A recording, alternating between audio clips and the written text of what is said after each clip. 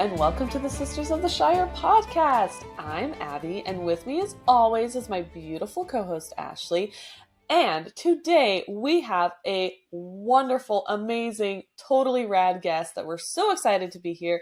We have Max, or as some people might know him, Airplane Facts with Max. And we're so excited for him to be here. And he also has a fuzzy little friend joining him, which I'm so excited about as well. But there's two dogs. Oh, two fuzzy little friends. So we are going to have a fun episode with Max today. We're going to do some interview questions and also some fun quick-fire conspiracy theories. That's what we're calling it. So, like I said, I'm Abby. And I'm Ashley. Partner in crime. Go for it, Max. Oh, and I'm Max. Hello, I'm Max. So, Max, can you tell us? Okay, but I need to know the other dog's name now, though. I need closure. Yes, there's two dogs. Okay, so yeah, so the white brindle dog is Grim. That's Grim, and then the black and white dog is Beetlejuice. Amazing. I love it. Yeah. Love it. That's pretty good. Okay, so now about you. Does he act like Beetlejuice? I guess the podcast is about you. Does he act like Beetlejuice? Oh yeah. No, he's very sweet and not chaotic. Okay. That's good. So, tell us a little about yourself, just like a little bio, and then can jump into fun questions for you.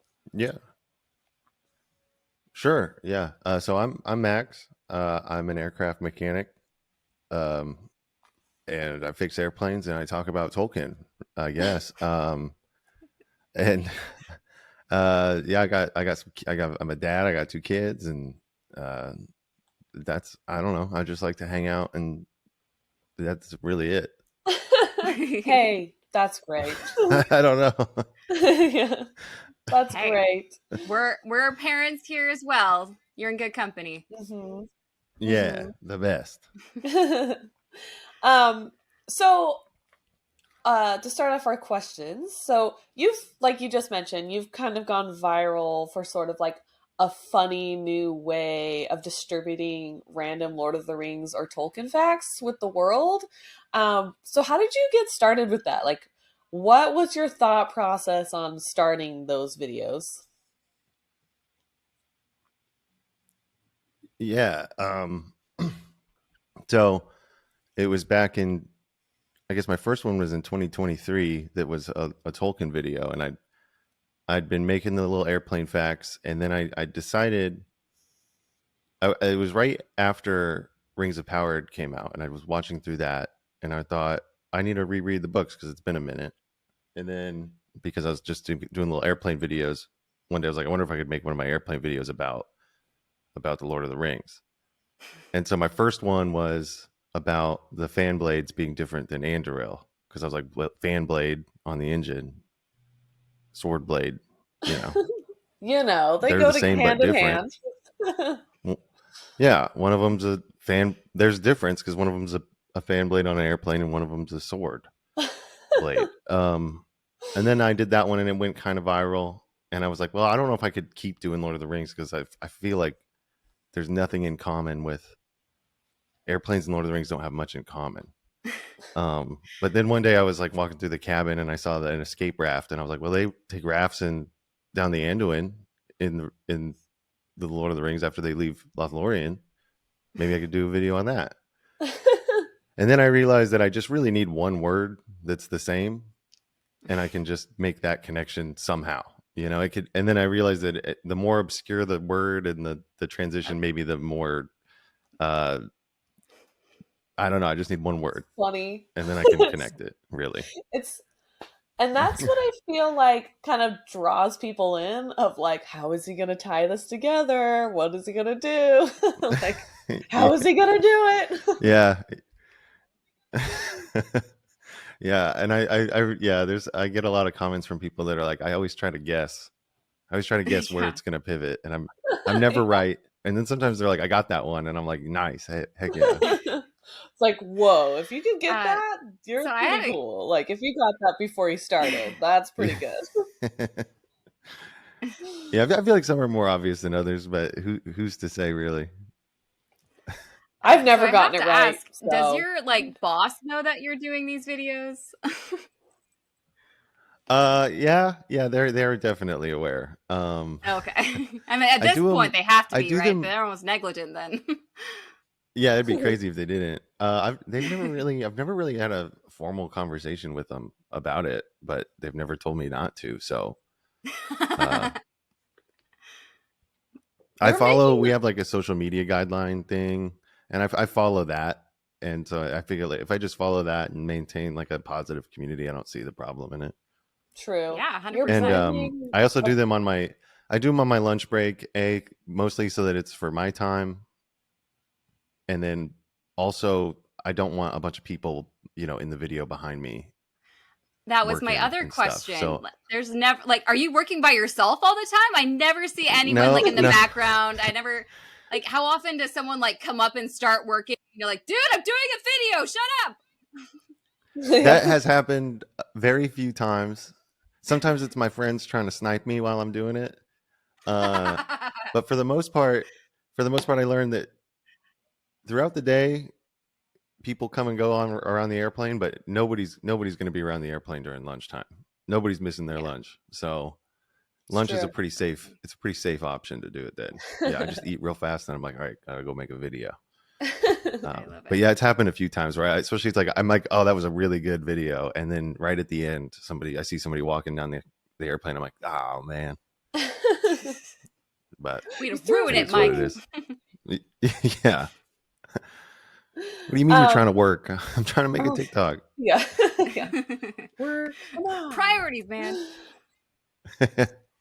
So, how has going viral for Airplane Facts with Max changed your life, do you feel? Honestly, not like a ton. It's super fun. It's changed my life. Like my day-to-day life is kind of the same. It's mostly just, go to work, do laundry, cook dinner, do homework, put the kids to bed, that kind of thing. So my day-to-day is pretty much the same, but I think the best thing is having all the people that I've met through it. I found a really great community of friends and met a lot of new friends. And, there's been a few perks here and there. Like when I got flown out to Comic-Con, that was really cool. And stuff like that. But I live in a small town in the middle of nowhere. So really, I just kind of hang out. No one's like recognizing I you on the don't street live- asking for your autograph. Yeah. It happens sometimes. Sometimes I get recognized at like the gym or like at the hardware store or the grocery store That's funny. sometimes. It does happen quite often when I go out to the city, when I go to the big city. Yeah. You're a city I can boy. see that. But We both come from small towns as well, so it's it's just pretty much like we're just gonna hang out, nerd out about things. That's pretty much what we can do. It was kind of funny the other day. I was with my kids at their school like carnival, after school carnival thing, and they had one of the fire trucks was there with all the firefighters, so the kids could go up in the fire truck and stuff. And the firefighters were looking out and they're like, Are you the airplane guy? And I was like, yeah. And they're like, what are you doing here? And I was like, I live here, man. Like, I don't know, hanging out with my kids. This is their elementary school. I thought this would be a good venue. Yeah, I'm on a book tour. I figured the elementary school firefighter exhibit would be a good one.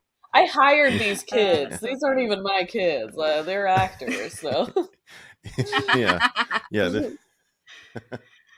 I think it's so funny how you said, it's hard to find a combination of, airplanes with Lord of the Rings, but somehow you made it work. Like, I can't think of any other, like, marriage that, like, you made it work for yourself, though. And I love that you figured that out. It's... My husband, he has a kind of job like you do, where he's all in pipes. He's a pipe fitter for our shipyard. He'd never be able to do videos cool. classified and stuff. But it's right. funny I'm trying to imagine his brain and his personality tying it with Tolkien, though. And I'm like, the one of a kind individual, sir. Well, thank you. Thank you. Yeah, I don't know. It just kind of happened. It's two things that I know a lot about. I know a lot about airplanes. I know a lot about Tolkien, and I don't know much about anything else. It's your brain is half to Same. two Not things. Left side of brain, yeah, is left brain airplane. Tolkien, right brain airplane. Yeah. Yeah. So you talked about being flown out for Comic-Con, and that's awesome. That's pretty cool. So if you want to like talk more about that or something, it's like, what has been your favorite experience that Tolkien has brought into your life, or maybe coming into the community of being viral for talking about the works of Tolkien or things like that? What's been your favorite experience with that so far? My favorite experience from it? Yeah, Comic-Con's probably number one. That was just wild. It was so cool. I never thought I'd get a chance to go to San Diego Comic-Con. But other than that, I've been fortunate enough to meet a bunch of the bands that I love when they come through on tour, and been able to meet them and hang out with them. And beyond that, it's just meeting all the other wonderful people within the community as a result of it. I actually because I'm not from here, and so I moved here and I didn't really know that many people. And early on in making the videos, there's this dude that kept commenting on my TikTok. He's like, "We work together. Please hang out with me." And I was like, "Who is this guy? Who's this guy?" But then I went to his page. No, and then I went to his page, and he wears like metal shirts, and he's into hardcore and stuff. And I was like, "Oh wait, this is my people. I will." So I met up with him at work one day because we work in different areas. So we never would have crossed paths ever. We work different shifts, completely different departments. And then, yeah, he's become one of my best friends. And then I've met a bunch of like great friends that I never would have met had I not done this, in my real life, that have beyond just the people that I've met within the Tolkien community.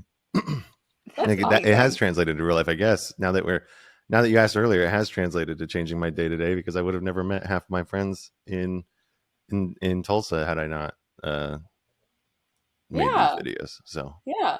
Did you like see each other from across the room? Did you see each other from across the room, and you're both wearing like similar metal shirts, and you're like, "You? That's the one. It's you, right?" That's what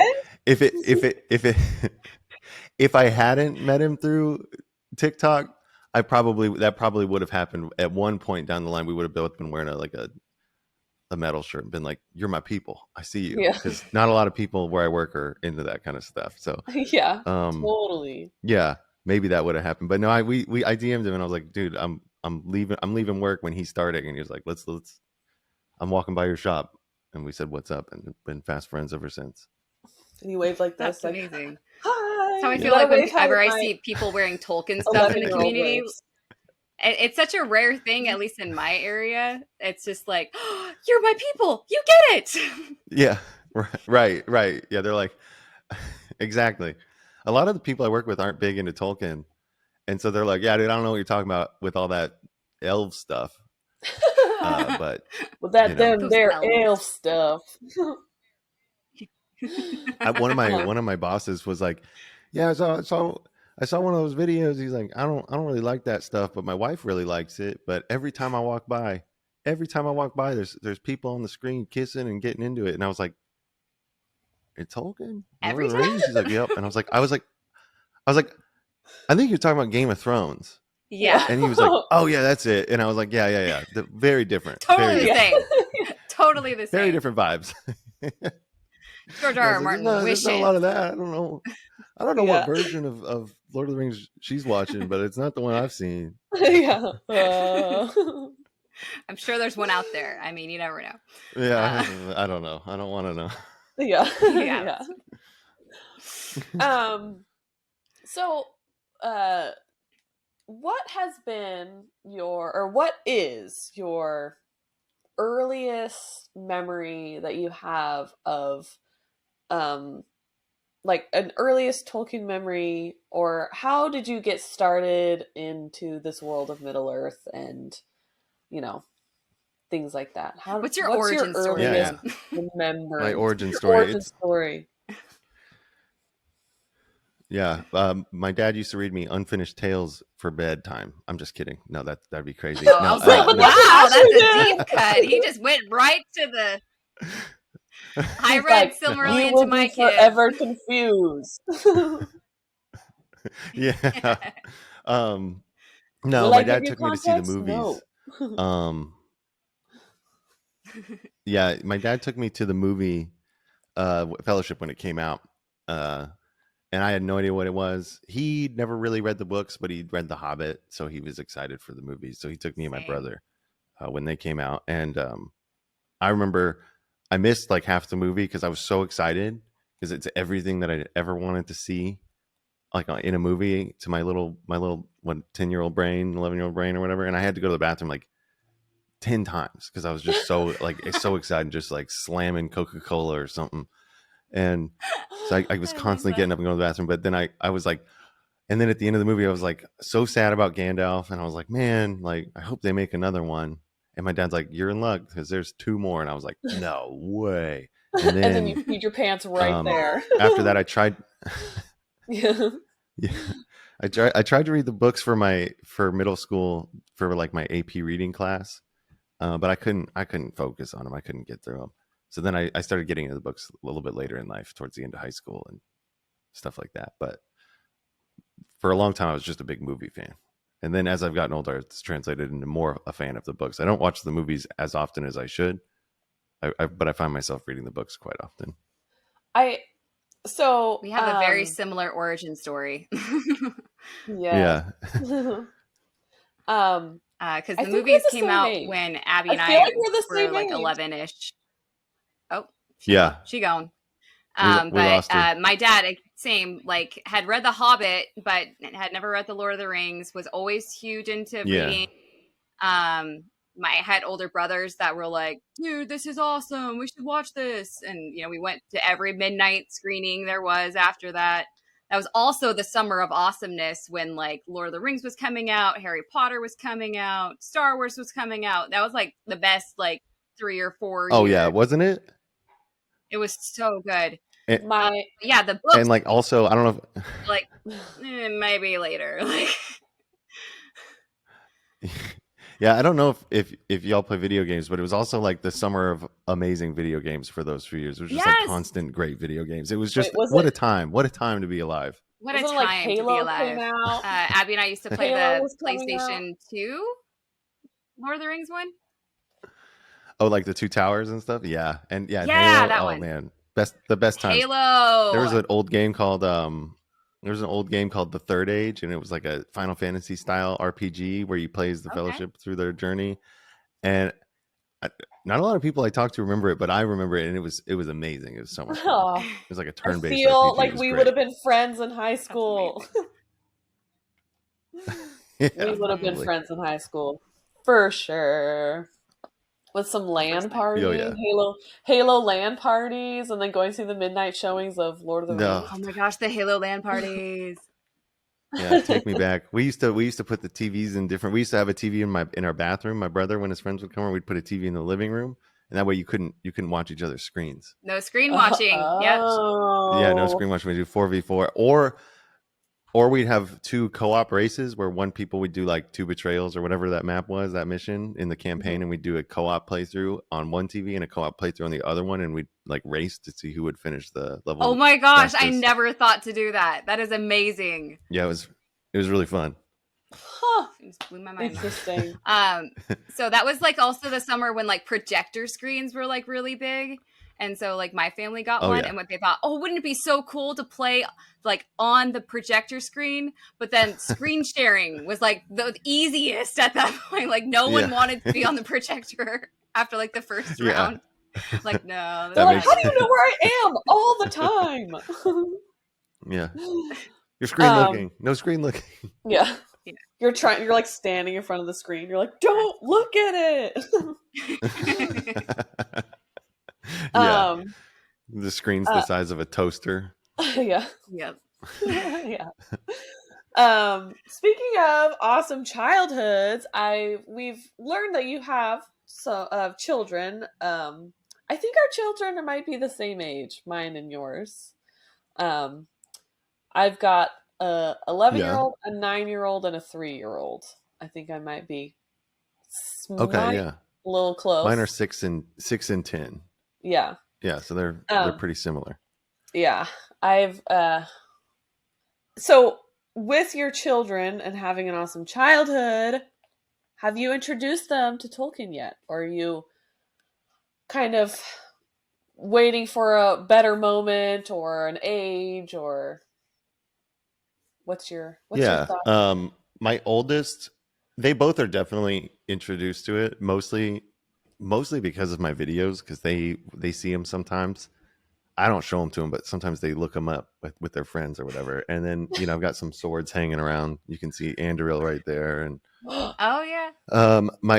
I did read The Hobbit to my oldest when he was about the age of my youngest. So maybe I should start reading it to my youngest too. But then he read it on his own. And I think Lord of the Rings might be a little bit too advanced of a reading for him, but maybe not. He's a pretty good reader. But they do like it. They've watched the movies. They don't like it as much as I like it, but that's fine. They're into other stuff. They'll really like, yeah, they'll get there, or they won't. It's not, if as long as they like what they like and they're happy, that's what I care about. But they do like it. You will love them. But they're not. I don't think they'd get the. You will. Yeah, I don't think they'll get. As of right now, I don't think any of them are planning it like Lord of the Rings tattoos, like what I got. I was gonna say, I was gonna ask about the tattoos. How many Lord of the Rings ones do you have? Because I saw the Shard. Oh, I just got 2. Just only 2. I got I've got the Shard and Narsil, and then behind the hill you can see a little tree of Gondor going up there, and then the Witch King's flail is there. So cool on that arm. I'll probably get more, but as of right now, those are the only 2 Lord of the Rings ones I have. Love it. I always want to get weapons, but I'm like, I don't know how many swords I can get tattooed on my arm before it's like, is your arm just all swords? Like, it's like, I don't know. They're cool. I think they're cool. They're pretty cool. Maybe. Yeah. Are you gonna get Gimli like axes? You should just do axes like all around. That would be rad. Different. Gimli's axe down the arm would be that's a good idea. Actually, I might do that after this. I might send a message to my tattoo artist, like, "Yo, Gimli's axe." Yes, that's a good idea. Just work through all of it. I'll get Aglos. I'll get Gil-galad's spear. Yes. How are you gonna make it sparkly though? You got to make it sparkly somehow. True. We'll find a way. They're getting really good at tattoos now. They use like white somehow to make it look sparkly. Crazy. Oh yeah, they could do it. They can do it. They're wizards. Speaking of super awesome Lord of the Rings like things you own, Ashley, you want to ask him the collection question?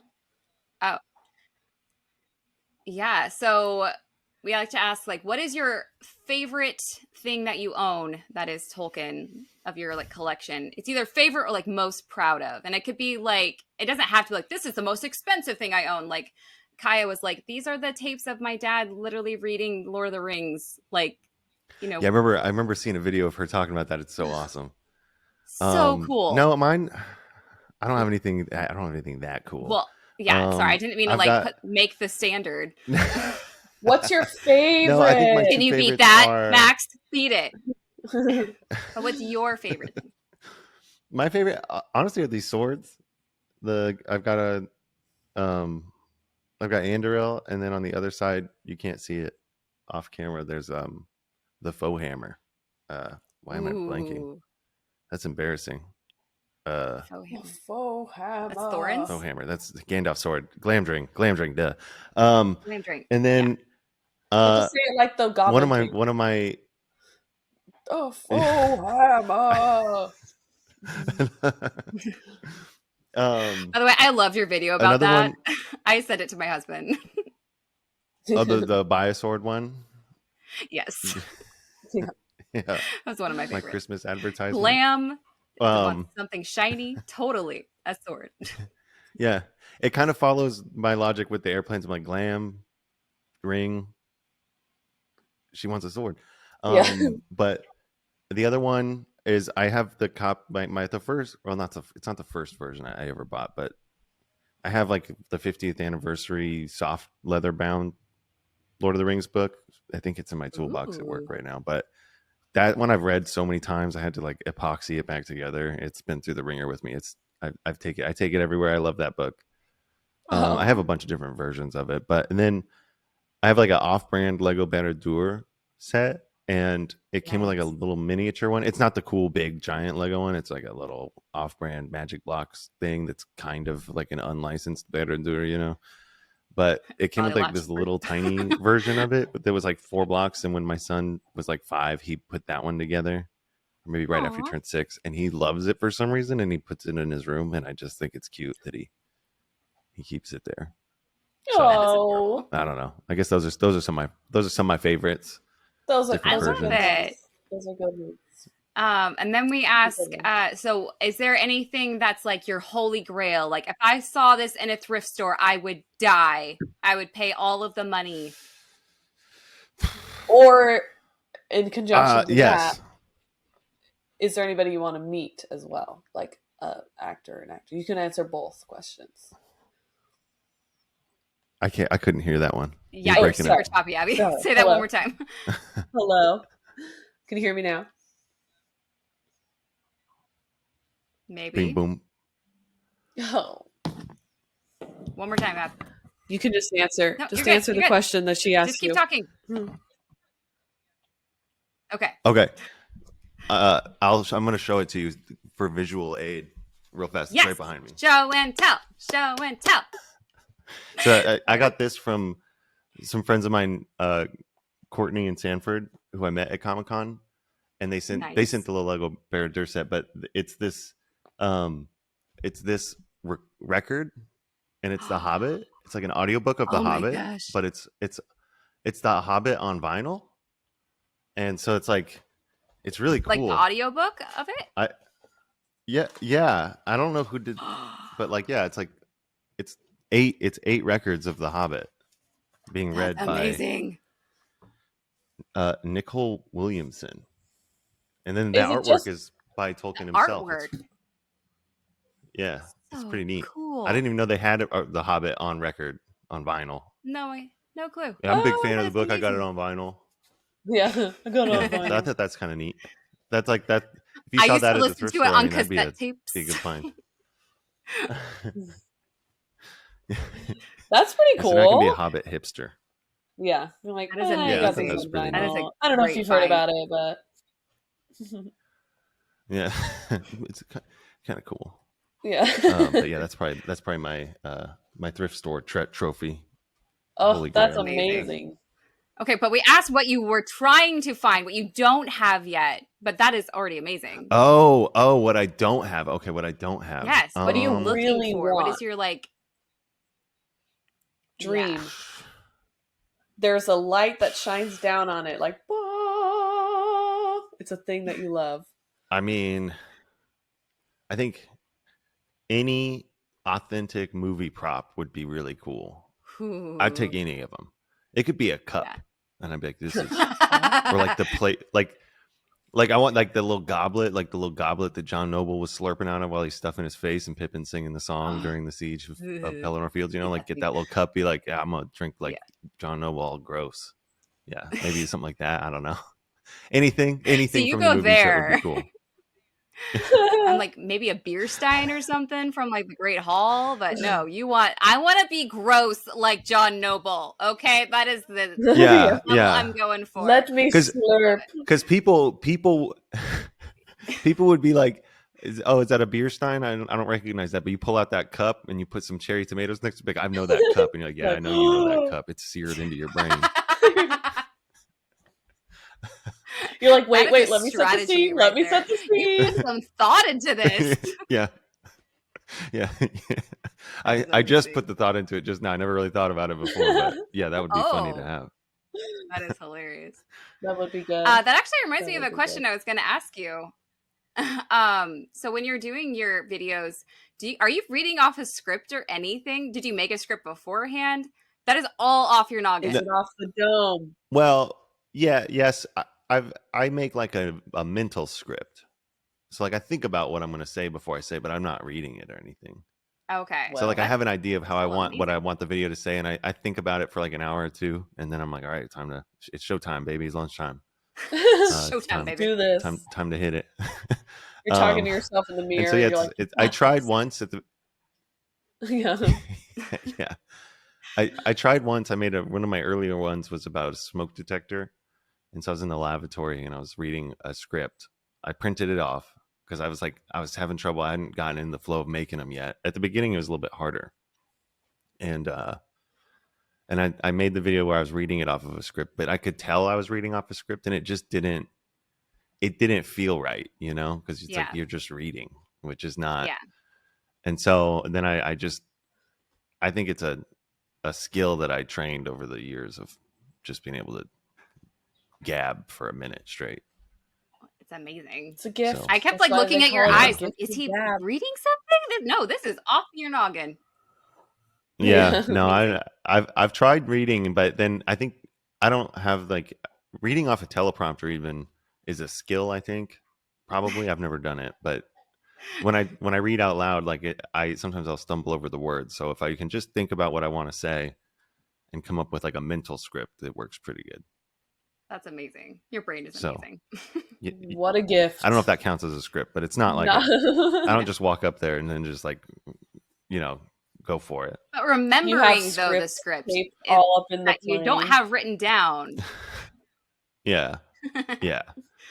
I just think of like the major points that I want to hit, and then the words that kind of come in between are like it's just kind of free flow, I guess. Yeah. So I'll think thrust reverser, reversal of the course on Karadros. After Karadros, they go through Holland, and Holland they're attacked by wolves. After the wolves, they go up to the doors of Durin, and I just kind of think about that, and then in between, I'm like, all right, well, just connect the dots and do that. I love that. I love your ending your too. Your brain is awesome. I think that's pretty cool too. Yeah, sometimes I'll post a video and I forget to do like the so yep, and then people get really mad at me. They're like, you can't, you got to put the so yep in there. Like, okay. You didn't end it right. Made a brand. Stick with the brand. Stick with the brand. Yeah, I remember the first time I made the video where I ended it like that. People were like, they liked that. And it's just because I didn't know how to end a video. So I was like, right. Yep, I don't know how to end that. We love the awkwardness. More awkwardness, please. Well, I got plenty of that. So you gotta, if you ever change it up, you gotta do I don't know if you know Nacho Libre. Are you a Nacho Libre guy? The Jack Black movie? Yes.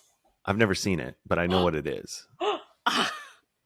Okay. Apparently you and her are not friends then. I fell asleep at the movie theater. No. Abby and I have many similarities, but Nacho Libre is one we will never see eye to eye on. Okay, fair. It's my 3-year-old's favorite movie, so I see it a lot.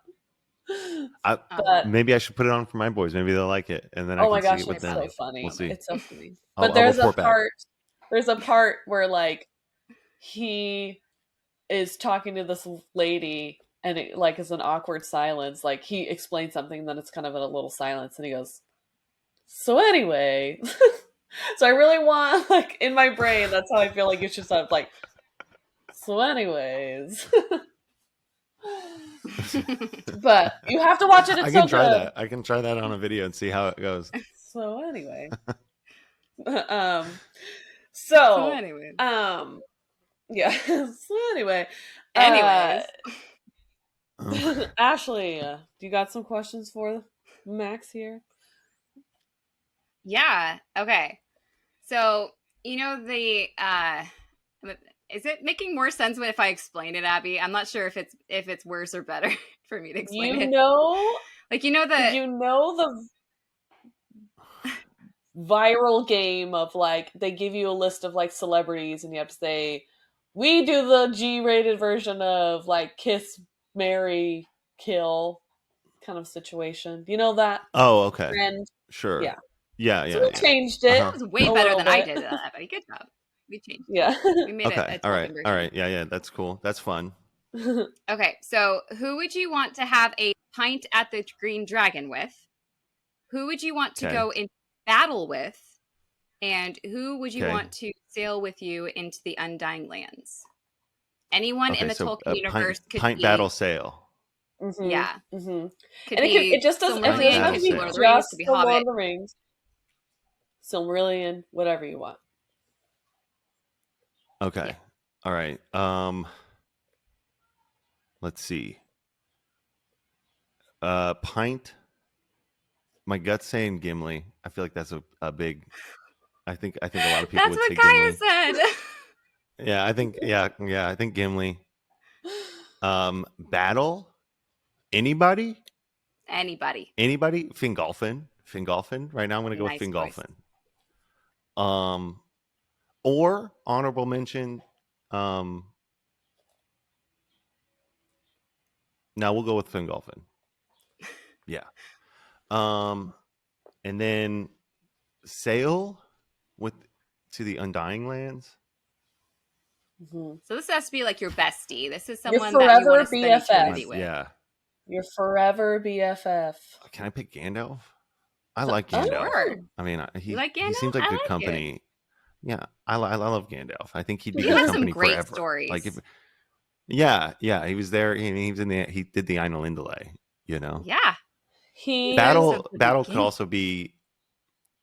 I want to give honorable mention. Runner-up battle would be Glorfindel. That's who I freaking thought you were gonna say when you say honorable mention. I'm like, he's gonna say Glorfindel. Yeah, probably go. Yeah, but then I was thinking about Fingolfin. I'm like, I mean, he 1v1 Morgoth pretty well. So, I mean, gave him a limp for the rest of his life. No one's thought of in my brain, my first thought was, I think it'd be so fun to go into battle with like an Ent. Wouldn't it be so fun to be like, let's go, big buddy? Just like run into battle. Yeah, Ent's a good idea. Yeah. I like Ent. Ent's pretty good. Abby, I love your brain so much. That'd be fun. I'd be like, let's go. Or Gwaihir. Let's go to battle with Gwaihir. Yeah. You get a little bit of aerial supremacy. I should have picked that. I do airplanes. I don't know what I was thinking. Beorn, you guys. Beorn. Yeah. Everybody's sleeping on Beorn. Everybody. Yeah. But see, Abby, we're not supposed to tell him that he chose wrong. We're supposed to celebrate his decision. No. That was his decision. It's okay. I do celebrate his decision. I'm just saying, I'm glad no one's choosing my guy because I called him first. That's what I'm saying. So. Well, we lost her. Poor internet. Okay. Yeah, in and out. So sometimes it's like that. Yeah. Next question. There's a lot of deaths that happen in the Tolkien world. Oh, okay. Yeah. Moved on, Abby. I'm sorry. A lot of deaths happen. If you could bring back one person, who would it be? Boromir. Any person? Okay. In a holy, I mean, off the cuff, I'm going Boromir. Boromir. Because I cry every time the Son of Gondor. You know, my captain. He redeemed himself at the end. Yeah, my king. Yeah, it makes me cry every time I think about it. And Sean Bean, you know, like, why is that guy got to keep dying? But yeah, Boromir would be up there, I think. Maybe Beleg. Poor Beleg. That's the one that we most often bring up in this instance. Oh, really? Yeah. That's he deserved better. I love Turin. He did. Oh, you love Turin? I love the story of Turin. Yeah. Okay. You're gonna say, wait, you love Turin? Yeah. Because no. Turin he's so emo. I love how he changes it. I love how he changes his name 7 times. Like anytime he does any little thing, he's like, now I'm known as the Forever Stained or something super dramatic. Minor inconvenience. Must change my name. Yeah, you're like, dude, what are you gonna do, dude? Change your name and run away again? Crazy. Again. Typical. He's so emo. I love the story though. It's a good story. Yeah, we're going through Turin's story right now on our podcast. which we talk about Oh, his yeah. emo phase. And we were talking about the Yeah. part where he built that bridge into the city, which doesn't help at all. Turned out did not help. Right. And he's, I'm in charge and all those things. And we were saying that it was so obvious. He made it so the city was so obviously there, where it was like a hidden city before, but now it's like, this is where it is. I was like, yeah. So then like yeah, it's like putting a spotlight on it. yeah, now that like Elf FedEx can go and drop off some like packages for him, Elf Amazon Prime, and then like they read off his name, but like the name sheet's like this long. And they're like, I got a package here. I need a signature for, and then it's like 7 names. Yeah. So I could see that. Yes. But yeah, we mourn the loss of Beleg on our podcast almost every time we bring him up. We literally have an RIP moment of silence. There's never enough time in the day to properly mourn Beleg. No. I actually have you ever seen that meme of it's the Harry Potter book, which I'm not sure if you're into Harry Potter too. But it's where Hedwig dies in the book, and someone had like written over the text in the book, and then Hedwig like got up and flew away, and remained alive, and someone had just like written over the book. And so I'm like, what if I could do that but for Beleg? And so with the help of the robots, aka ChatGPT, I came up with an alternative ending for Beleg, which is like, now I'm like, I want this to be real so bad.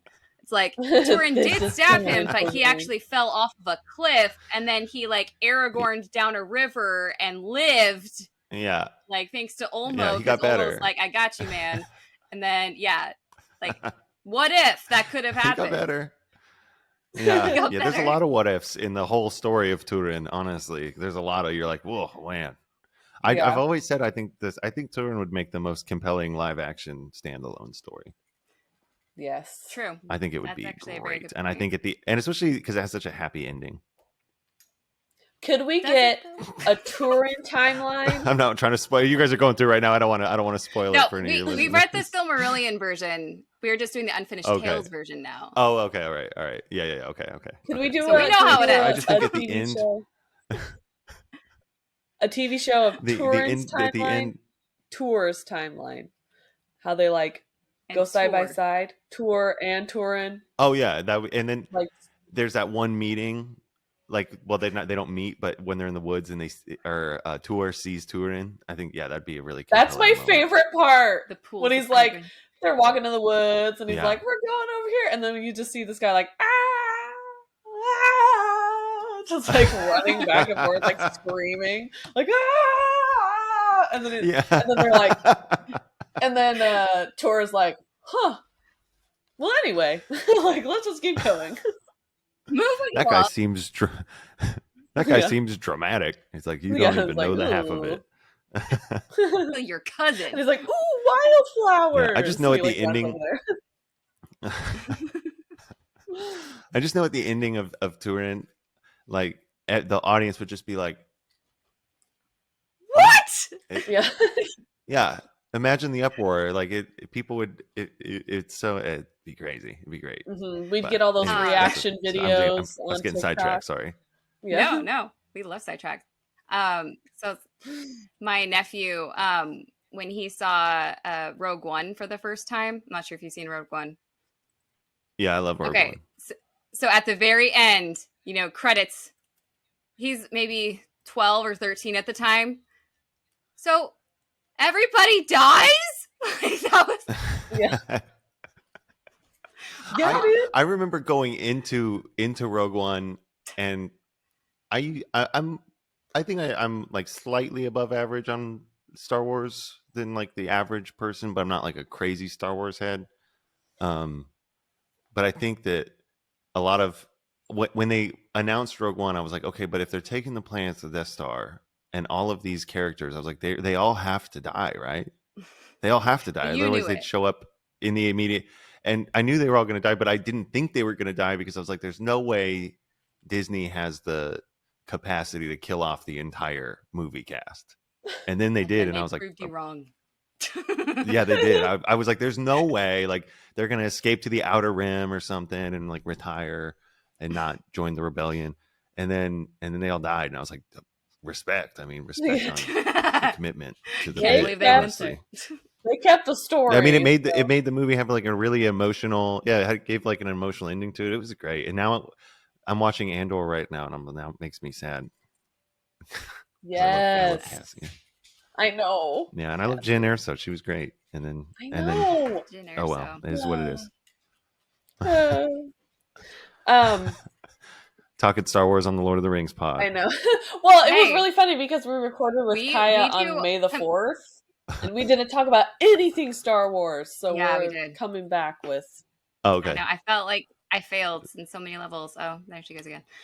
No, we compare a lot between the universes just to keep our story straight. So, like, for example, Finrod is our guy. We love Finrod so much, and we call him Valerian because he's basically Captain America, but it's not America. So, Captain Valerian's pretty. I like that. And then we started going from there. Like, okay, part of the Middle Earth Avengers. We're like, okay, so Fëanor is obviously Tony Stark. Thor. And then going from there, like, I feel like someone could be Hawkeye, but Hawkeye doesn't get enough like cool scenes for him to actually like be Beleg. So like, who would Hawkeye? Right. he just need to give him a bigger role, I guess. I don't know. Right. Okay, so but Thor is we Thor. like the blending of the fandoms. Thor is Thor, and then his friend. Yeah. His tour. We call him his tour guide. Veronway. What's his name? Veronway is Loki. Yeah. Come on. Yeah. Loki and Thor. Come on. It works out. I can see it. Okay. Next question. Rings of Power. Yeah. Hot take. What did you enjoy the most? Were there any parts that you were like, I wish they could have done that differently? Did you like love certain scenes? Favorite character? Thoughts? Easter eggs? Yeah. Thoughts. Okay. Overall, big fan of the show. I like it. I think it's season 1 was a little slow. Season 2 really stepped it up in every way. And if they keep the current trajectory, I'm really excited for season 3. My favorite part of the series so far was the introduction of Numenor. I thought was really cool in season 1. Like seeing Numenor, I think they did a really good job of like making it look Numenorian. I'm a big fan of like the design of Numenor. I also loved the sacking of Eregion in season 2. I thought that was really cool. I thought it was really neat. You loved it? Like Eregion, you thought it was cool, sir?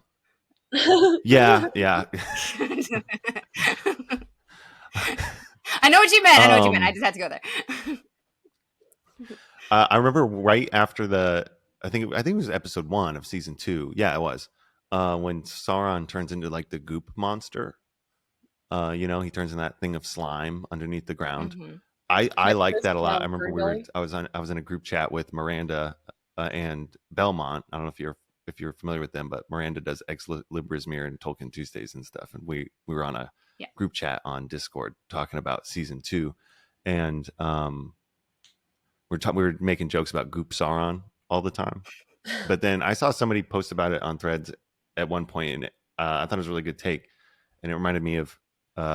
They were talking about how when the Balrog falls in Khazad-dûm and he plunges into the lake with Gandalf, he turns into a thing of slime. And in my head, maybe that's like a throwback to Sauron turning into a thing of slime, stronger than a snake, kind of slithering around until he's able to regain his form. I like it. And I remember I talked about the Balrog once on a TikTok turning into slime, and everybody's like, "What book did you read?" And I'm like, "The book. It says thing of slime." The book. The book. They're like, "That didn't happen." I'm like, "It did, not in the movie, but like he turns into a slimy goop monster too." So maybe when an evil Maiar dies, they turn into slime. Who knows? Not me. I thought it was interesting. I thought it was kind of cool. Yeah. So the good Maiar turn into So my daughter, she's kind of a dark soul, we'll call her. She Mm-hmm. I don't really take into account the parental recommendations. I see what she can handle, and if she doesn't have nightmares, I call it good. She loves Stranger Things. She's 7. Okay. Loves it. I've never seen it, so I don't know, but I've seen clips, so and there's some of it a looks a little creature spooky at some in Stranger points. Things that has the same capacity, like the same, I guess, capacity as the goop monster, where it will like consume things to grow bigger. And so I was really worried how she'd take that scene in the Rings of Power, because I showed her that too. Someone call CPS on me, whatever. And I'm like, "Are you okay, Lizzie?" She goes, "Oh yeah, it's just like the Stranger Things monster. It's fine." I'm like, "Cool." That's awesome. So I get Hexus from Ferngully. Okay. Yeah, I don't know what that is either. Ferngully is a deep cut. Fringully? What is Fringully? I feel like Tolkien would have loved it. It's got fairies. Ferngully. It was like a cartoon from our childhood that was very much. Oh, Ferngully. Ferngully. Yeah. And Tim Curry is a goop monster. 6-year-old, they will die. Okay. Yeah, Tim Curry's a goop monster. Robin Williams is a bat that's had scientific experiments done on him. It's a whole thing. Okay. Sounds good. Isn't it Don Bluth, Abby? Maybe. Is it a Don Bluth one? I forget. Yeah. Anyways, so sorry. You were talking about Rings of Power, and I zigzagged. No, it's all good. I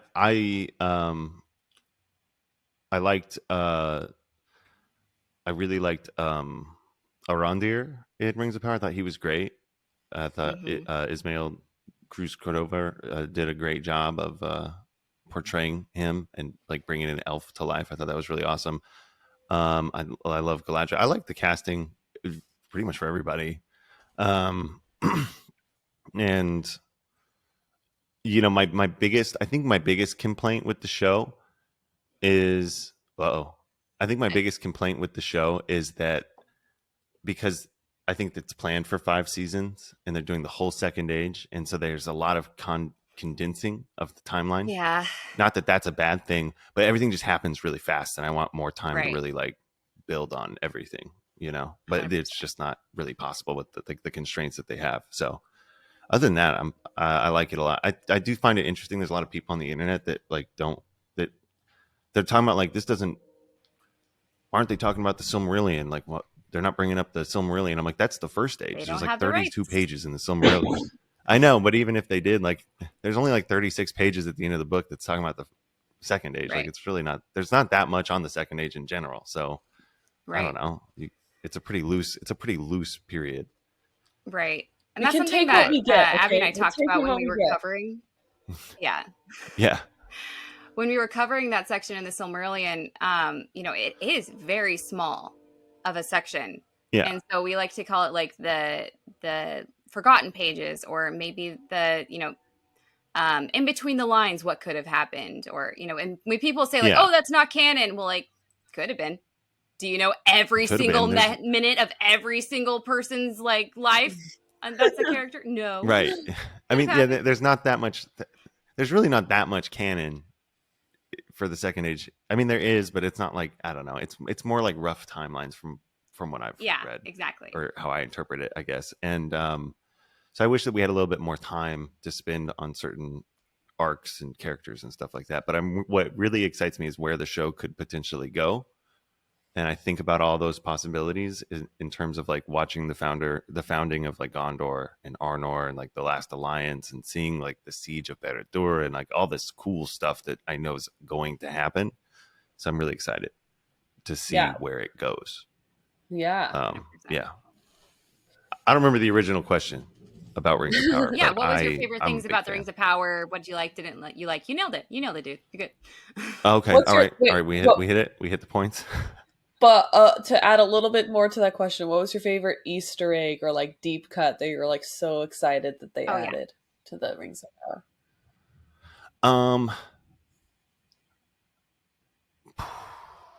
So like for example, I really enjoyed hearing. Or for example, Kaya was like, I What? love that they used, Kaya said that she loved that they used Anatar, like they actually called him Anatar. Like that was like very exciting for her that they like kept that name. Like something like little like that. What do you think? For you, what was like the exciting? I did enjoy hearing. I enjoyed hearing when Arondir is talking about Beleriand and that he grew up in Beleriand. I thought that was really cool. I thought that was really interesting hearing him talk about Beleriand and stuff like that. Because I was like, I know what you're talking about. Because I've had theory conversations with some of my friends being like, I wonder if he's from the first stage. Like, where did Arondir come from? You know? And so it's like kind of cool hearing that he was a child in Beleriand. I had the same question. So he was there for some stuff. He saw some stuff, you know? Yeah. Because that's why he's so pretty bad. yeah, right?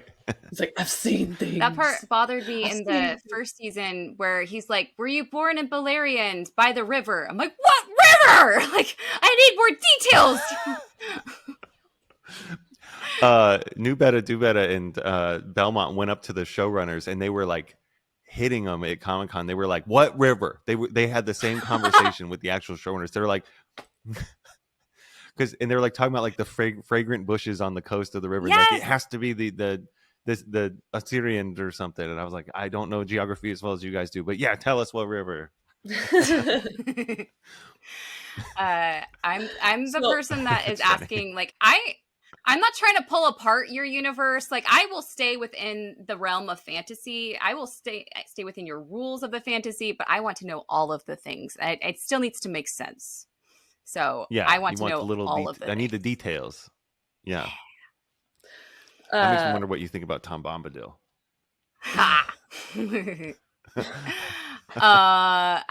We actually had a very interesting conversation with Kaya about that. So my experience with Tom Bombadil was literally, and I had this like particular memory. I lived for audiobooks as a teenager. I still do. It's very rare that I actually read a physical book. So I would listen to audiobooks in the shower. I would listen to them in my room. And I have all of those songs stuck in my head. And it's that guy that did the audiobook singing it. Like we have Andy Serkis now, which is amazing, but it will forever be that one guy. I will find his name and I will give him all the credit one day.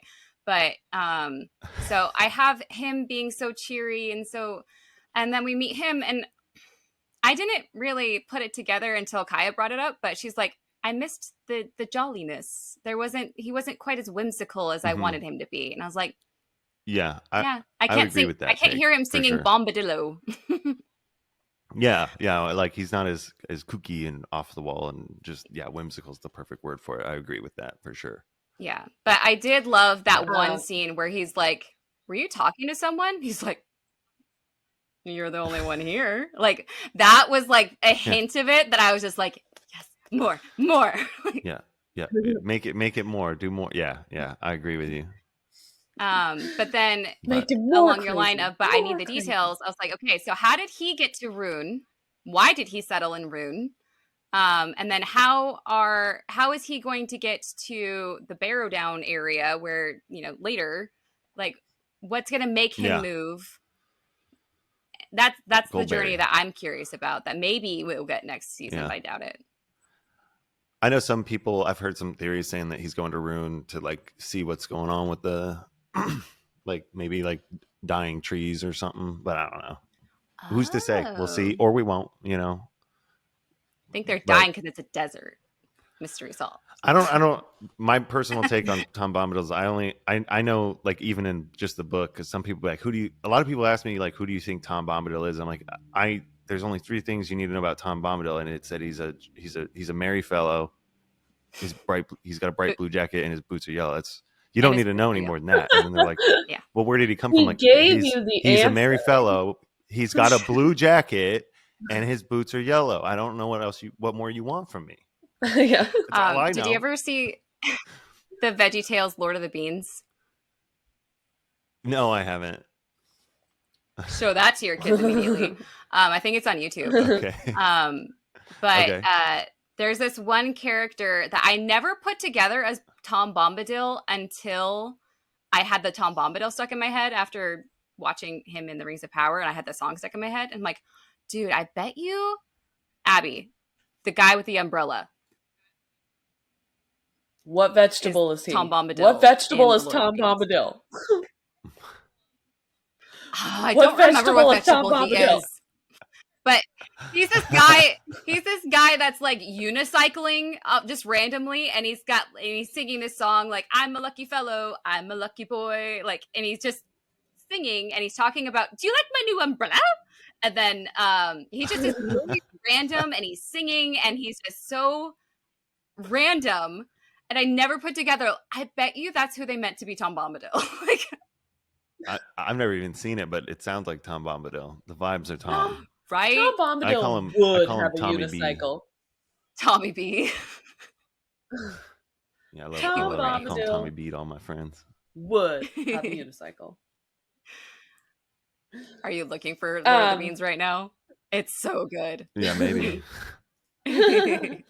There is, it's the VeggieTale, so there's going to be a moral and a lesson in it that's heartwarming to your soul, but it does still stay The on pretty orcs are close to the book. sporks.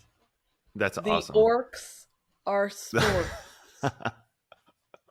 If that's not a selling point to you, I don't know what it. Yeah, that is. That's canon. That's canon. Yeah. Right? That's where they came from. Another I like random fun question I want to ask. We haven't asked anybody this yet of people we've interviewed.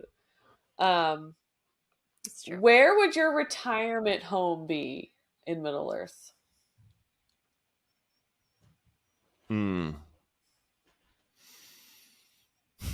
How long am I going to live? It's up to you. Good point. Well, what race do you identify with most? I think I'd just probably be like Yeah. I think I'd just be like a random serf in like Dol Amroth or something. Just like some random dude plowing the fields. And yeah, no, I think that's where I would be. Just some random dude working for Prince Imrahil or something. But no, I think Rivendell, I think, would be the obvious choice for retirement. I think it'd be a nice place it's real pretty. You know, there's mountains. I'm not a beach guy, so I'm not going to like Vineyard or anything like that. Yeah, no, I don't like the beaches. I don't like the ocean. Freaks me out. So just away from that, I think Rivendell would be a nice, peaceful place to spend your days. You could hear a lot of cool stories. It always ends up being in the middle of everything that happens for some reason, so you get all the cool stories from everybody else. You know, I think it'd be a pretty sick spot. I like that. Good choice. Nice. Good choice. Yeah, Bilbo was right. Bilbo chose well, really. Bilbo had the right idea. We make the joke that Rivendell is like the retirement home, but also the daycare center of the orphans, because everyone just seems to like wash up there. It's Elrond's a very generous host. Clientele, but also they eat the same. No, that's what it was. Yeah. It's Elrond's home. Yeah, I think that'd be a cool place to retire. I think that Gondolin would be a really cool place to retire to, like up to a certain point. You know, what's the longevity of retiring there? You know, not right. Yeah, before the Well, you'd have to like not get any. You're like off the grid at that point, so no Amazon deliveries unless you like team up with Gwai here. Yeah, you're kind of just. You know, you might be able to make some deals with Maeglin, though. He kind of sneaks out sometimes, right? True, Maeglin. Who's more emo, Maeglin or Turin? Both those kids. Honestly, I'm gonna say Turin, but Yeah, it's Torin. Naglin takes a close second. They could make a good band together. They both have a Hot Topic frequent buyer card. They both have a Hot Topic frequent buyer card. 100%. Speaking of fun characters, we asked the question, and it's been different every time, which we love, is in the Tolkien universe, so any book, any work, whatever, which character do you want to be, but which character are you actually more like?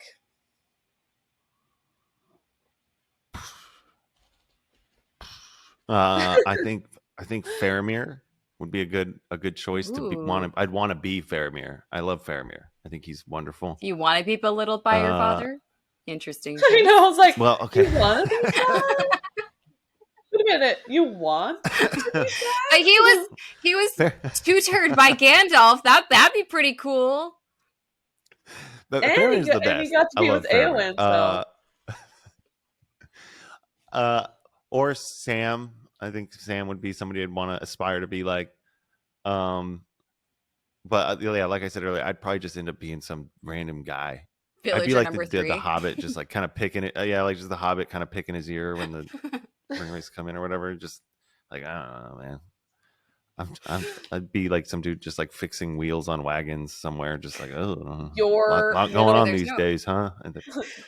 Your Middle Earth version of being I'm not going to be a hero. Yeah, just like a wagon guy. That'd be like the blacksmith or... Yeah, no, not even anything that cool. Probably, I think, yeah, just a wagon guy. Like, yeah, wagons running a little rough there, bud. You need new axle on that. CV joint's gone bad. They're like, how much is that going to cost? I'm like, you're not going to be happy. You're not going to be happy. Sorry. I love it. Yeah, right. Or Butterbur. I forget a lot of stuff. You know, Butterbur. Yeah. Such a funny name. Yeah. Where did he come up with that? Did he actually meet someone? I don't know. That's the other thing that we do is we like, okay, so where did Tolkien get this idea from? I still want to know the origin story of his idea for Turin and Nienor. I still want to know, did that actually happen in his real life? And he's just like going from like experience. So Butterbur, did he meet a guy at an inn and he's like, I'm Mr. Dolgan, my name's Butterbird. He's like, how do you spell it? Write that down. Let me write that down. Probably. I really like Fred, Bert, and Greg, or whatever the trolls' name are in the Hobbit. I love the way they talk. Do you think he like so much? Do you think he had some like old men in the pub? Yeah. Do you think he like met? Yeah, probably. In the pub. Yeah. 3 old dudes in a pub who are there all the time. And he's like, that's arguing about the mutton. That guy. And he's just like, yeah, old Greg. Old Greg. Old Greg. Oh my gosh, that's a deep cut. It's Fred, Greg, and something else. I can't, or Bert. Is it? I don't even know if it's Fred. There's Bert. But they're simple names. There's Bert. Yeah, I know there's Bert. I love that they're like BERT too, which is great. Human regular normal English names. It's like, I'm gonna throw these in there. Right. No one will notice. Yeah, just everybody else has cool names, but then these ones are just regular. I love that. Mm-hmm. I like when people I don't know, like imagine if Aragorn's name was like Kevin. You'd be like, oh, there's Kevin. So I play, okay, cool. I play D&D with my family, and I am the DM for my kids, and I do kids D&D. And I let my kids make their own characters and stuff. And my son's character is a wizard named Kevin. And he has a... No! Is it gone? Oh, no. Not mid D&D story. Not mid D&D. You play D&D? No, I never have. Okay, neither. None of my friends are into it. So I'd have to do it online if I did, but... Okay. Hello, so am I back? What is Fox's D&D name? You're back. He is a wizard named Kevin. That is his character. Awesome. And instead of a wizard hat, he has a beanie. And I think his wizard robe. I think his wizard robes are like a hoodie, like a really long sweatshirt. Which I'm like, that's basically what wizard robes are. Yeah, he's just rocking the streetwear. Yeah. I love that. Oh gosh, that totally adds up with Fox. I know. He would said, "There's a random kid that named his wizard Kevin." Fox did that. Fox did that. Yeah, Fox did that. My son's name is son's Fox, name, if you're wondering. But That's awesome. I love that. Can you guess who he's named after? If you're cool, you know who he's named after. I actually didn't know who Me? he was named Fox? after like 2 years ago. Yeah. Who do you think I my don't know. son Fox is named after? It's not fantasy, it is sci-fi. Star Fox? Oh. That's what I thought too. Well, you said sci-fi. I was going to say the fox in the in the Hobbit or in the Shire, and then I was like, okay, Star Fox. I don't know what fox. My gosh, Fox Mulder. Fox Mulder. I've never heard from this the name X-Files. He's the. Oh, I've never seen X-Files. I know. Yeah, see, but that's where Abby and I part ways too.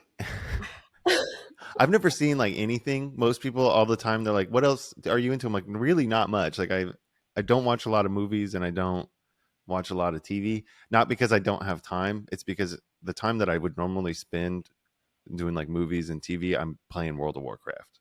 So like that's and so like, I'm too into World of Warcraft to watch the X-Files. I'm sorry. Maybe I will because everybody says I look like this one. I mean, we can edit this out if you want, but how old are you? Because I feel like we were born at the 33. same exact time. Huh? Yeah, I'm 33. 33. Oh, 33. Oh, man. We're 2 years older than you. But, yeah, because our generation 1 year. was definitely the WoW generation. 1 year. Yeah, I got into... Yeah, I'm about to be 34. So you can keep it in. I don't care. So I'm going to... I got into the Lord of the Rings, and then I got into Star Wars, and then I got into World of Warcraft, and I've been pretty much on the same train for the last 25 years or whatever. I'm just like, nope, this is good. I found 3 things that I really like. So this is my safe space. I'll just keep doing those for forever. Yeah, I'll just keep going. Yeah. But there is a guy in the X-Files I get told I look like a lot, which his name is Max, and I apparently... No, I know, but I'm just saying, like everybody's trying like, to find him. Fox so Mulder. Abby, like no, the guy you look like. Aliens scare me. Yeah, his name is like true crime, Max. and true crime scares Abby. True crime is scarier than aliens, I think. In my head, aliens are more likely to happen than true crime. Don't ask me why. It's my brain. That makes sense. I mean, it's what it is. Fox Mulder. Oh, he's the main character of X-Files. Okay, I see. Yeah. I know that guy's face. I just didn't know his name. Yeah. Yes, David Duchovny. Okay. Yes. Okay. So like David you do look like the guy named Max. Sorry, we have a little person joining us. Yeah, and he like disappears on an airplane. No, you're good. And he disappears on an airplane or something. So people keep saying that.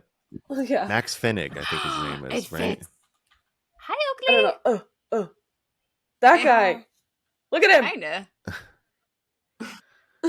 He's like he's got like long red hair and he's in glasses. So everybody's like, and he has something to do with the airplane. I don't know. It's whatever. But people are always saying that on the internet. Aw. I can see it. You have and I'm always like, okay. What's it called? A doppelganger? Yeah. There's a few of them out there. Yeah.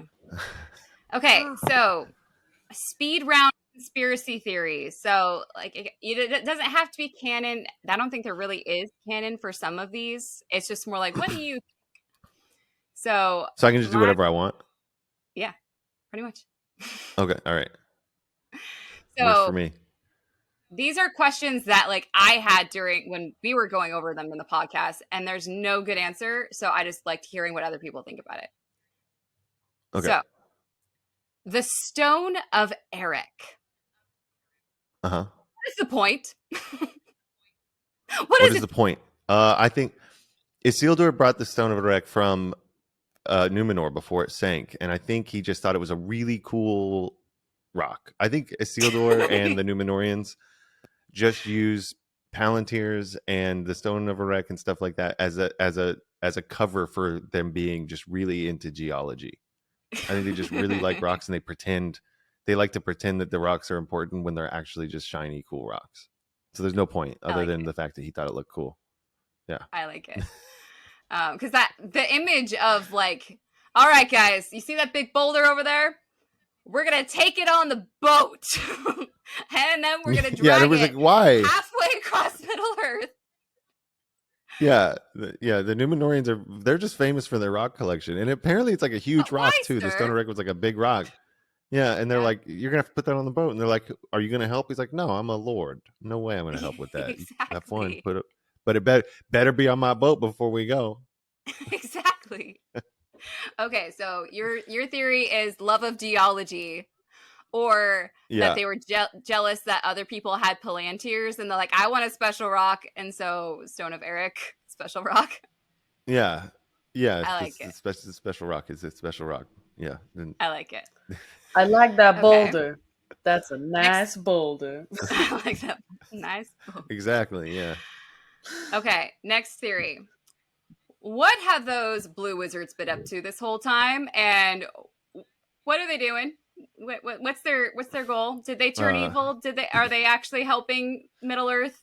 What's going on? Alatar and Palando.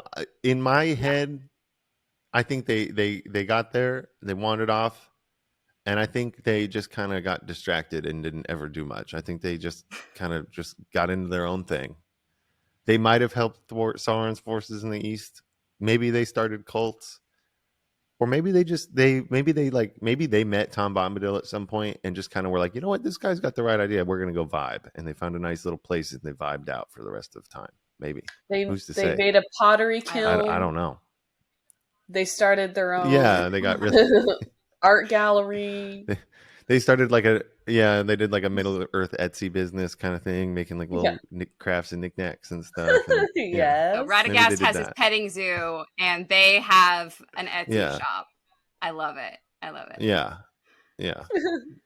Okay. Abby, you like this question. I'll let you do the next one. Their own line of tea. Huh? Their own line of tea. Come on, guys. Their own tea line. Mm-hmm. Yeah. Artisanal. Okay, next one. Why is Huon the goodest boy? Oh, that's an easy one. Obviously, nobody else could have done what Huon did, right? I mean, he rescued them from the dungeons of Dungertheb or whatever it was called. I think, I don't remember. He fought Karkaroth. Like, only a good boy could fight a hound of Morgoth. You know, I don't know. He's just a good boy. He's the father of all good boys. Maybe. Yes. That's a good question. I don't know. You don't see too many dogs, too many good boys. There could only be one. Maybe they're all in. Do you think Fang Grip and the other dog that I can't remember the name of, Wolf, Farmer Maggot's dogs, maybe they're descendants of Huon? Every dog on Middle Earth is a descendant of Huon. I don't know. Every dog on Middle Earth. We can. If Shelob came from Ungoliant, maybe Farmer Maggot's dogs came from Huon. Who's to say? I like it. That could be my new headcanon. I like it. Go with it, man. Go with it. Who's to say you're wrong? He's not alive to say you're wrong. Yeah. No, there's nothing that says they're not. That's all I'm saying. Prove me wrong. You can't. Next rapid fire question. Where are the Entwives? Dead. What happened? That divorce must have been nasty. Yeah. Sauron killed them. I think they were out wandering, and I think Sauron killed them all. That's my theory. I don't think they're ever coming back. That's when he went down in my book for being the worst guy. It was that moment. True. I'm scared we might see that in season 3. I think we might see a slaughter of the Ents in season 3. I'll be like this the whole so time. Like that line that Kemen has, or as we call him on our podcast, the stupid son. Because we hate Kemen. Yeah. Nothing against the actor. I hate Kemen. If anything, he's doing too good of a job because we hate you. Yeah. It's like the same thing with Joffrey in Game of Thrones. You're like, I hate your face so much, and it's like, yeah. Kemen, I really hate Kemen. Yeah, he might be responsible for killing them. Yeah, so we call Kemen stupid son, and then we call Iadian annoying girl, and stupid son. Okay, all right, fair. I like that. Again, nothing against the actor and actress. Yeah, no, they're great. That's why we call them that, because if they didn't do a good job, we wouldn't call them that, right? I wonder if they're just trees is a hint of either him maybe having something to do with the killing, or I really want one of the Ents to kill him. I think that would be a justified. Well, yeah, I mean, it could be both. Okay. We could get both of those things, maybe. But true. Like I think the Numenorians, when they were colonizing and building colonies and stuff in Middle Earth, they were responsible for a big portion of the deforestation around Middle Earth to build their massive armadas and stuff. So I could see it going that way too. Yeah, we say a very suitable, but I think suitable demise for that guy that would feel good in our hearts is if he gets killed by an Ent. Mm-hmm. I think that would that would feel good. That would be a feel good murdered by an Ent. We're like, woo. Yep, had that coming. Either that or gets one of Barrick's drop kicks. That's my other favorite way. Oh yeah, Barrick taking him out would be awesome. Yeah, I would love that. Right? Yeah. Okay. Barrick's a good boy. We talked about this a little bit. A good boy. But how unfair was Beleg's death? Like, do you think Tolkien maybe did Beleg wrong? Like, did he not like Beleg anymore? He's like, I'm running out of things to do for this guy. He can't be any better than I've already done. Must kill him in the most rude way possible. And he's like Andy in Toy Story with the I don't want to play with you anymore. I don't want to play just with you. Beleg. Now we have a Disney Lord of the Rings mashup. Oh my gosh, we just became best friends. I think that I with the question that was it justified that he died? Why did you do him so dirty? Unfair. Okay. How unfair is it? It's super, super unfair. That was one of those lines when I read it. I remember my jaw kind of being like no way. And but I do think that it makes the story more impactful. It does. I hate saying that, but without Beleg's, I don't know. And I like metal music a lot. And Gurthang saying like, so that I can forget the blood of my master Beleg right before Turin, takes his own life is so brutal in like such a cool way. I hate saying that, but it's kind of cool.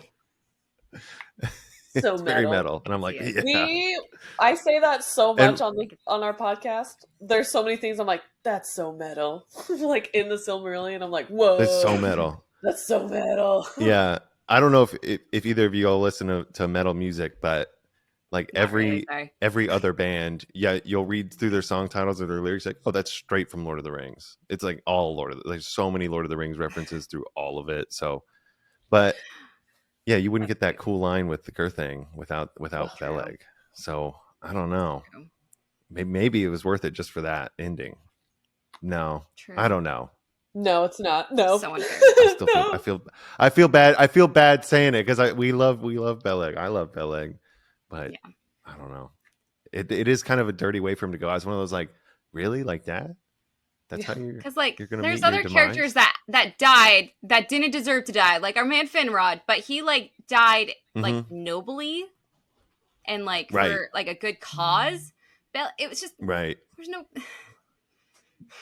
It just feels like such a waste. Just such a a waste. That's just a good like yeah. It is, yeah, and it feels gross. It's horrible. But Gerthang's sick. Gerthang's sick though. But Gerthang is pretty sick. Actually, I have a question to ask you. Have you ever heard the and I don't go into your metal world very often, but I was looking for when we were doing the rap battle, when we were covering the rap battle between Finrod and Sauron. There's actually a lot of metal people that have covered that, and I was actually very impressed. Have you ever heard any of the like rap battle music that around that scene particularly?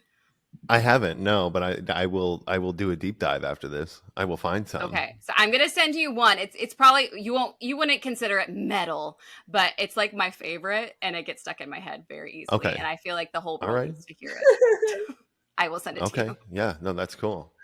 All right, I'm gonna send you one. Yes, please. Album. Yes. It's not screamy metal either. It's power metal, so he's singing. Okay. Really high, but yeah, I it's can't a concept album called Nightfall in Middle Earth. There's no screaming, and the whole thing is basically like a retelling of the Silmarillion as like a concept album.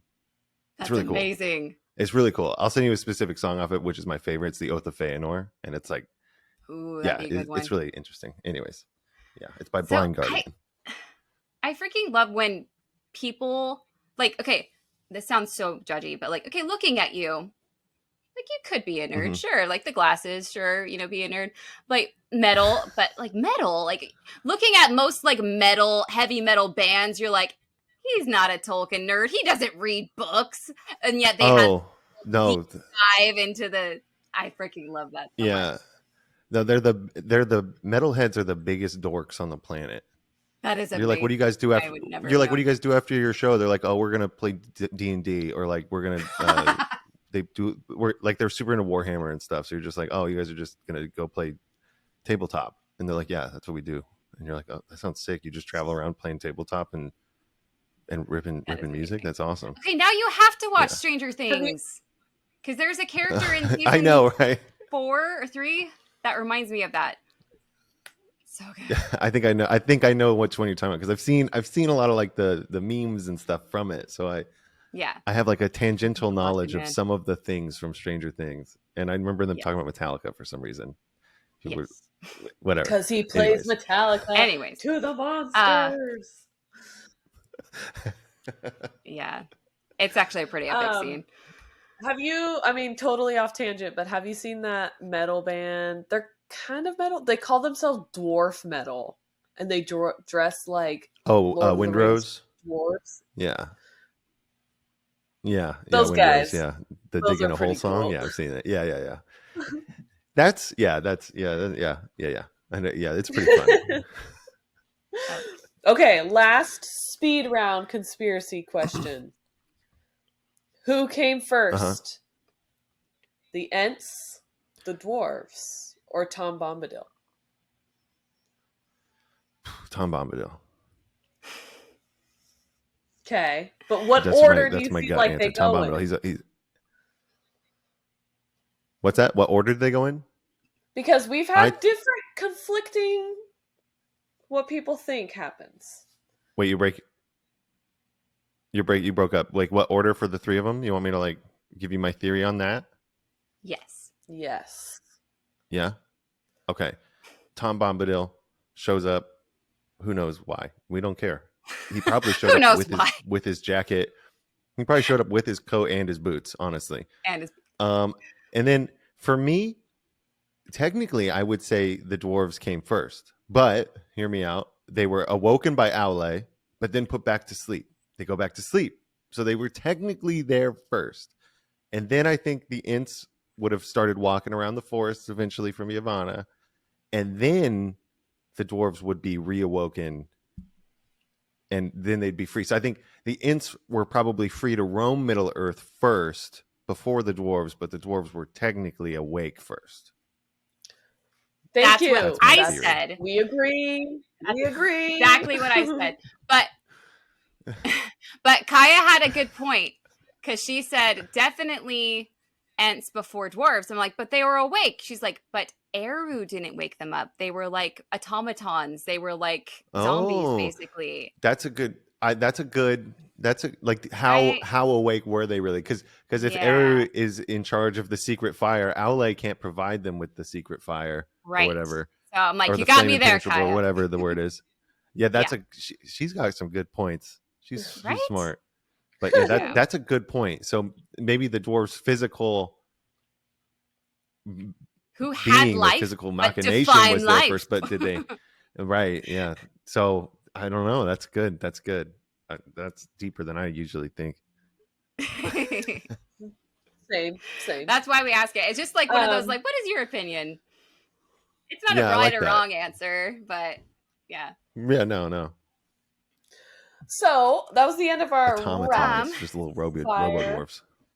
That's the end of our rapid fire one, but we've got two last things. First, we're gonna ask you we're gonna let you talk for a second about something, and then we're gonna ask you one last question before we sign off. But before we ask the last question, we would love for you to promote anything that you would love to promote for yourself or anything like that. So I don't know. Go for it. What would you like play to the guitar and promote for yourself or something? Just saying.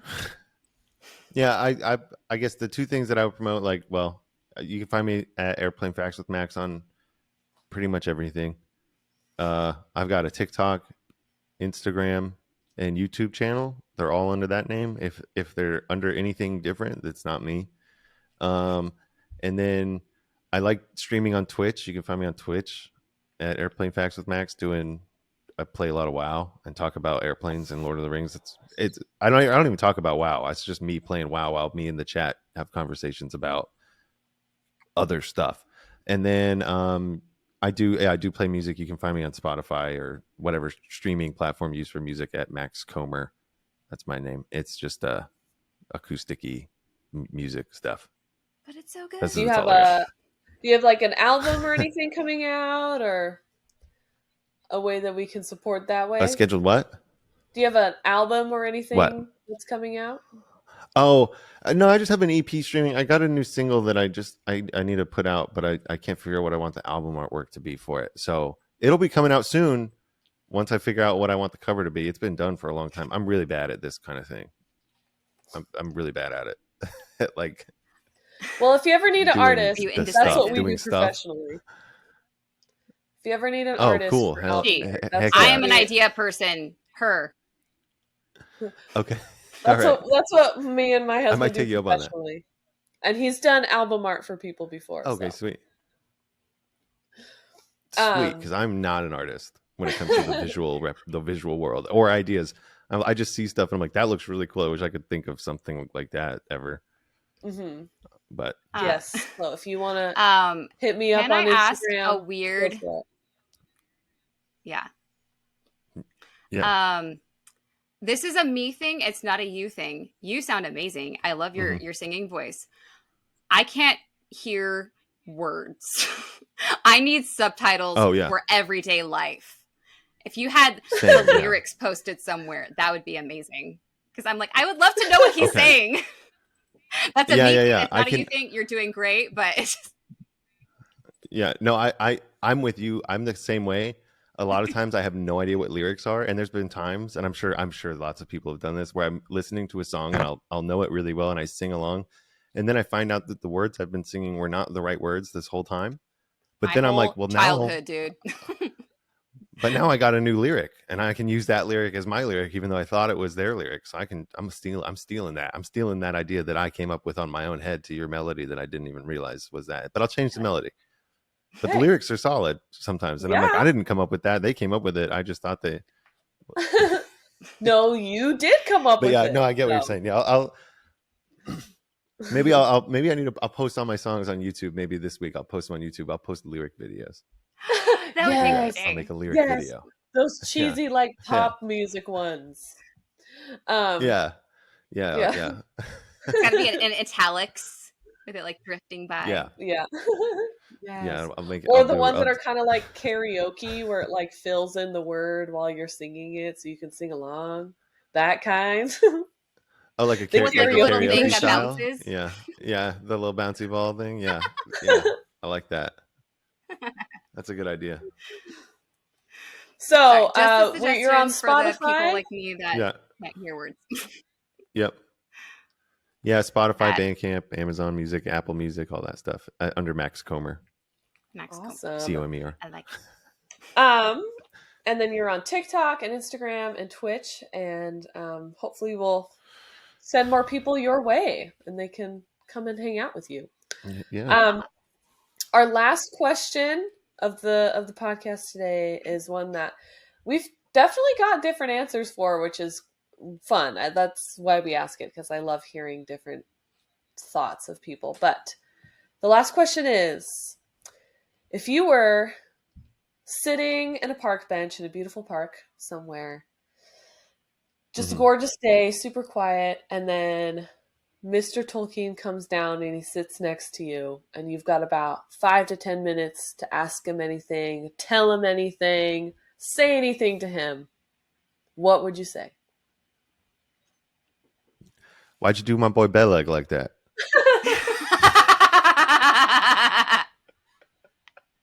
And then just stare. Just get up. Why?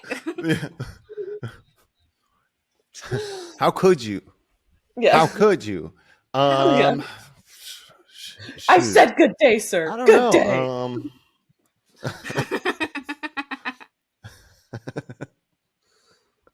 I don't know.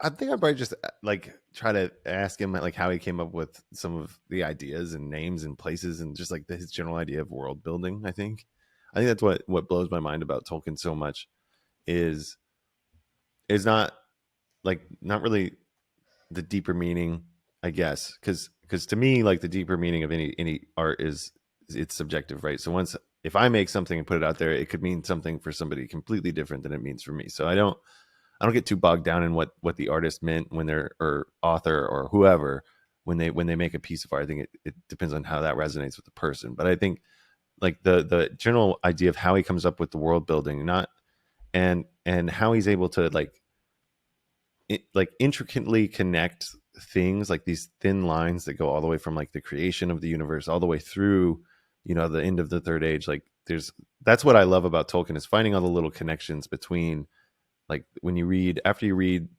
the trilogy and then you go read the Silmarillion, like you see all these little interconnected bits and pieces and how everything kind of fits together. And it's crazy to me how he was able to do that, and I think that'd be interesting just to see like how do you come up with this stuff? I don't know. Yeah. How you do it? I guess. How you doing that? Yeah. How you do that? Yeah, and Beleg. Yeah. And then you ended on Beleg, and then you say, "Good day, sir." Yeah, ended on Beleg. Yeah. I don't even want to talk to you after reading that, dude. Yeah. Yeah. I don't know. Yeah, maybe something like that. That's a good answer. That's a great That's a good answer. That's a like I said, I love asking that question because so many people have different things that they would say, and I love hearing what how people's brain works of asking that. So it's a good answer. Good answer. I love it.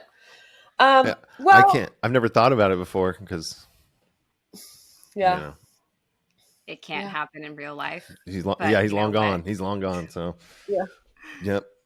I think one of my favorite, I sent it to Ashley, one of my favorite memes, or I think it was like a tweet someone did. And it was like, I'm standing in a field and then J.R.R. Tolkien comes down from the heavens and he comes back and all he says is, it's pronounced Jandalf. And then he like goes away.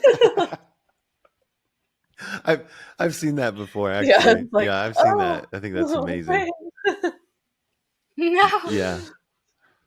Yeah. Jandalf. Yeah. Well, Max, it's been so fun. Oh my goodness. We're so happy that you joined us today. Thank y'all for having me on. I hope you had fun. Yeah. Did you have fun? Thanks again. You can't see I did, that. yeah, and it was a good time. It was a good time. Okay. Yeah, I'm gonna get on Instagram. I just had the worst time. It was awful. Yeah, this is the worst. These two girls would not shut up. That was super fun. Thanks again for having me. Sorry again, I was running late. Oh, no worries. Sorry that I keep disappearing into the worth it ether of the internet. No, that happens. Yeah. It's all good. Like we said before, follow Max with Airplane Facts with Max on Instagram, TikTok, Twitch. He has a new new EP and some music on Spotify. We'll be putting his information on our bio for this episode and also on our Instagram. We also have a Patreon at Sisters of the Shire Podcast. The Patreon. Become a patron. You can help support us.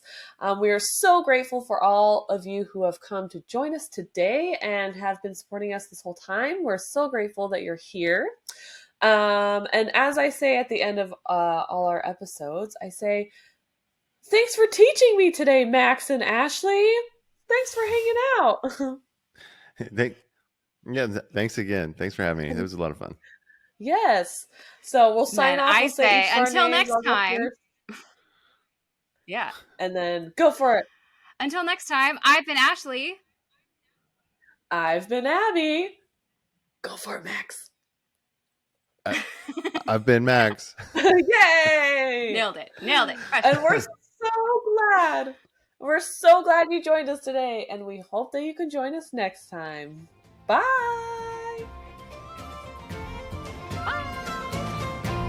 See ya.